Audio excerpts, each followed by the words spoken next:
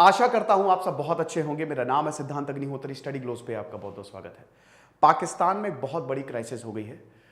देखिए, एक के बाद एक वहां पे सब खत्म होता जा रहा है और अगर ऐसे ही रहा तो 3-4 महीने में देश खत्म, आर्थिक रूप से देश खत्म हो जाएगा, क्योंकि पाकिस्तान अपनी गलती की वजह से आगे नहीं बढ़ रहा है। पेपर क्राइसिस हो गई है बहुत बड़ी। चाय बैन कर दी है, चाय के ऊपर मैंने लेक्चर दिया था। और अब पेपर क्राइसिस ये इतनी बड़ी है क्योंकि अगस्त में सेशन शुरू होने हैं बच्चों के और हो सकता है एक भी पेपर ना रहे। यस, ऐसी कंडीशन है कि पेपर की इतनी बुरी शॉर्टेज है कि टेक्स्ट बुक तक अवेलेबल नहीं हो सकती हैं बच्चों के लिए। पेपर बाहर से मंगाने पड़ेंगे, टैक्सेस इतने ज्यादा हैं कि महंगा पड़ रहा है।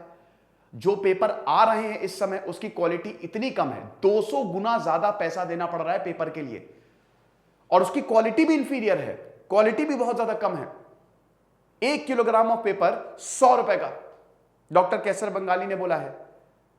तो यहां पे मेजर क्राइसिस है, पढ़ाई तक बंद होने वाली है। नए एकेडमिक सेशंस में पेपर अवेलेबल ही नहीं है। यह हालात है पाकिस्तान के। किसने किए? पाकिस्तान ने खुद। जैसे श्रीलंका ने क्या किया था, चाइना की गोद में जाके बैठ गया, हम्बन तोता पोर्ट बेच दिया। ऐसी एक खबर आ रही थी कि गिलगिट बाल्टिस्तान भी शायद चाइना को बेच दिया जाए। अब ये होगा नहीं होगा वो तो बाद में पता चलेगा। चाय बैन होगी, चाय पे मैंने लेक्चर लिया था। चाय पूरी तरीके से बैन होगी। पाकिस्तान में चाय बहुत ज्यादा इंपोर्ट की जाती है और पाकिस्तान में चाय, भाई हम साउथ एशियंस हैं, हमको चाय वैसे भी पसंद है, तो चाय बहुत पी भी जाती है। कितने लोगों का तो रोजगार चलता है चाय से। भाई एमबीए चाय वाला, टपरी चाय के वो कितने सारे तो भैया अरबपति बन गए। चाय का नाम नरेंद्र मोदी भी भाई वो चाय बेचते बेचते प्रधानमंत्री हो गए। और पाकिस्तान में चाय बैन, इतना import bill. Non essential items को कम करने की मांग की थी यहां पे शहबाज शरीफ ने, कम करने की मांग की थी। जो नॉन एसेंशियल आइटम्स थे उसमें चाय आती थी, लेकिन चाय एक बेसिक नीड है तो चाय खत्म, चाय बैन वहां पे कि भैया अब चाय हम इंपोर्ट नहीं कर सकते। लोगों का पेशेंस टेस्ट किया जा रहा है वहां पे। अब इसमें पाकिस्तान की गलती भी नहीं, उनके पास पैसे ही नहीं है।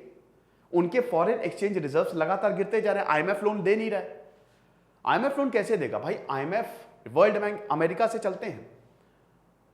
एफएटीएफ की ग्रे लिस्ट में है पाकिस्तान, और अगर ऐसे ही चला तो ब्लैक लिस्ट में। हालांकि इसके चांसेस कम है क्योंकि 27 में से 26 पॉइंट पे पाकिस्तान ने अमल किया है, लेकिन सबसे इंपॉर्टेंट पॉइंट टेरर फाइनेंसिंग अभी तक नहीं बता पाया, अभी तक नहीं बता पाया।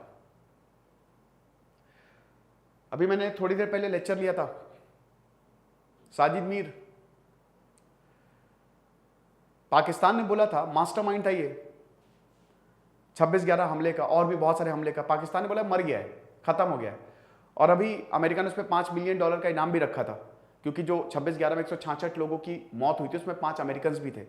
और अभी पता चला कि पाकिस्तान ने इसको गिरफ्तार किया गया, पाकिस्तान की कस्टडी में है। ये तो आतंकवाद पे कंट्रोल नहीं कर रहा है। लोगों को मतलब एक तरीके से लोगों की सर्विस के लिए इनके पास पैसे नहीं है, देश चलाने के लिए पैसे नहीं है, बट आतंकवाद के लिए भर भर के पैसा है इनके पास। तो बात वही है कि अगर ऐसे ही चलता रहा तो Pakistan will collapse, Pakistan collapse कर जाएगा आर्थिक रूप से। तो पाकिस्तान, क्योंकि वो एक एक करके चीजों पे बैन लगा रहा है और ये उनको लग रहा है नॉन एसेंशियल आइटम्स है, बट पेपर तो बहुत ही इंपॉर्टेंट है, चाय तो बहुत इंपॉर्टेंट है। कॉस्मेटिक्स पे भी बैन की बात चल रही है कि भाई हटाओ, ये भी बेकार है, इसको भी हम इंपोर्ट नहीं करेंगे। तो लगातार मुसीबतें जो हैं वो इनके ऊपर टूटती जा रही हैं और ये मान भी नहीं रहे हैं।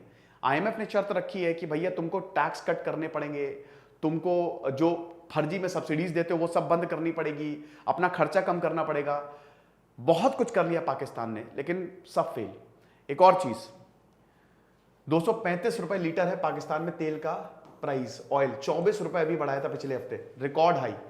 अनएम्प्लॉयमेंट रेट इस समय 30% है। लोग सड़कों पे उतरेंगे, मान के चलिए, लोग सड़कों पे उतरेंगे सरकार के खिलाफ। लोगों को चाहिए रोटी कपड़ा मकान, उनको फर्क नहीं पड़ता डेमोक्रेसी है डिक्टेटरशिप है क्या है। अगर लोग खुश हैं तो सब बढ़िया, लोग नहीं खुश हैं।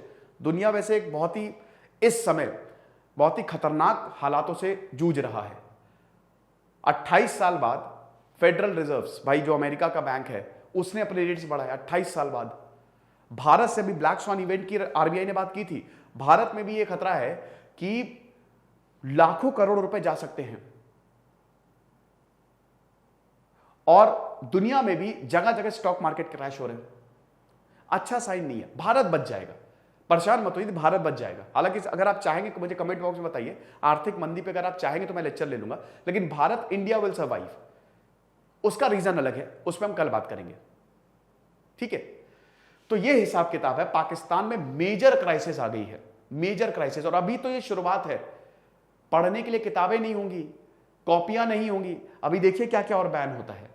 ये तो सिर्फ एक शुरुआत है। आप भी शुरुआत करिए भाई अपनी पढ़ाई की। गिफ्ट्स कूपन कोड आपको यूज करना है, और आपको सारे कोर्सेज पे एक्स्ट्रा 25% ऑफ मिलेगा। एनसीईआरटी कब करोगे भाई? एनसीईआरटी फटाक से अवेल करो। जैसे जैसे एनसीईआरटी अपडेट होंगे ना, वैसे वैसे प्राइसेस बढ़ेंगे। तो बिल्कुल भी देरी मत करो, कल तक सेल रहेगी। गिफ्ट्स कूपन कोड, इसको आप यूज करिए, आपको एक्स्ट्रा 25% ऑफ मिलेगा। Thank you so much.